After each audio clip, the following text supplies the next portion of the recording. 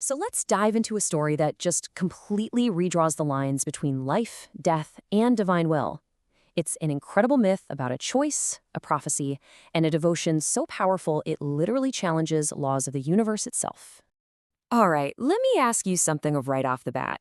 Imagine you had to choose for your own child a long, maybe unremarkable life, or a short but absolutely brilliant one.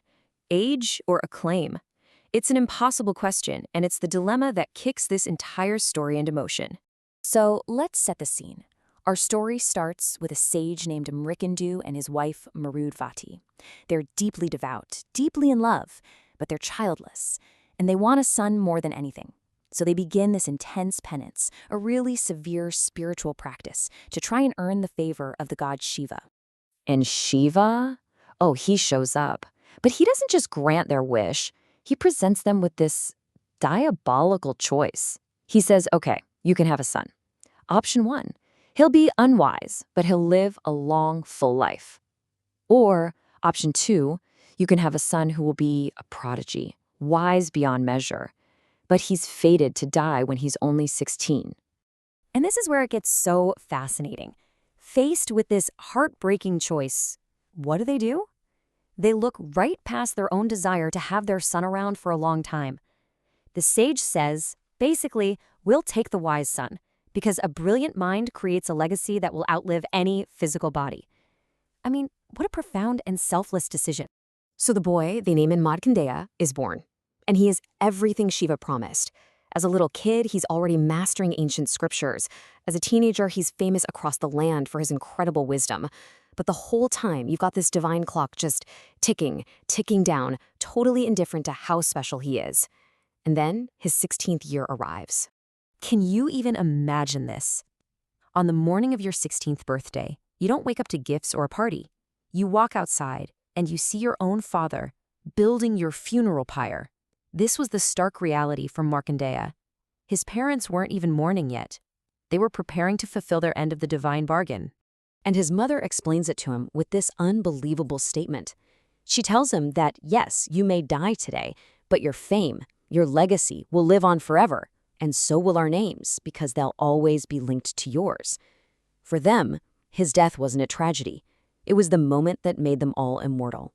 But Markandeya, he's not ready to just accept this. While his parents have made their peace with it, he refuses to go down without a fight. He sits down, sculpts a lingam, that's a sacred symbol of Shiva, right out of the soil, and he just starts to pray with every single ounce of his being. It's his last and only hope. He closes his eyes and starts to chant, Om Namah Shivaya, over and over. And as he goes deeper and deeper into this mantra, his meditation becomes a literal force of nature. It's like it creates this spiritual armor around him, a protective barrier so intense, so ferocious, that it becomes a real shield against the forces of destiny. And this is where the confrontation kicks off. First, the servants of Yama, the god of death, they show up. They try to take him, but they're just thrown back by this invisible shield of devotion. Their failure means Yama has to come himself. He throws his cosmic lasso, and it tightens right around Markandeya's neck. Just as his life is about to be snuffed out, he throws his arms around the lingam, and in that instant, Shiva appears. And with the entire universe basically holding its breath, Shiva looks at the god of death and gives a simple, world-shaking command. Let go of the boy. Just think about that. The creator of the prophecy is now standing in the way of it coming true. Now, it's really important to get this. Yama is not the bad guy in the story. He's not evil. He basically says, look, I have a job to do. It's my dharma. I have to uphold cosmic law, and this boy's time is up. Let me do my duty. He's just trying to keep the universe in balance. But Shiva's response is, well, it changes everything. He says, I'm the one who gave him this fate of death, and now I'm the one granting him life.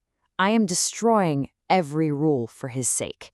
And that's the key. Devotion, in this moment, proves powerful enough to completely rewrite destiny.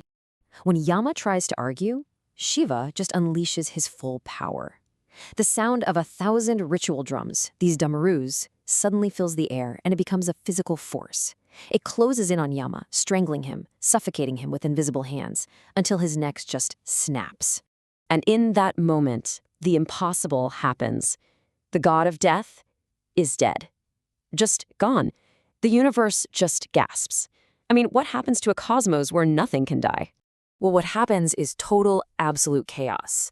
Without death, the whole cycle of life and rebirth is completely broken.